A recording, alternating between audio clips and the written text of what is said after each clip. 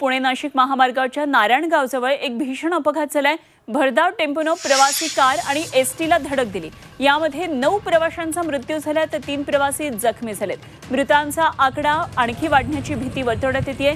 भरधाव टेम्पोनं एका प्रवासी कारला धडक दिली। ही कार समोर उभ्या असलेल्या कोल्हापूर डेपोच्या एसटी बसला जाऊन धडकली।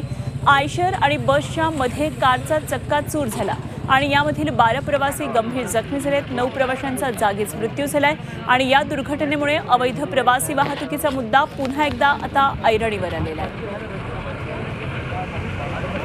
अत्यंत भीषण असा अपघात झालाय। 9 जणांचा या अपघातामध्ये मृत्यू झालाय। दरम्यान या अपघातानंतर मुख्यमंत्री देवेंद्र फडणवीस यांनी ट्विट केलेलं आहे। पाहूया मुख्यमंत्री काय म्हणतात। तर प्रवाशांवर काळानं घाला घातलाय। मुख्यमंत्र्यांनी ट्विट केलंय, पुणे नाशिक महामार्गावर नारायणगावजवळ भीषण अपघात झाला।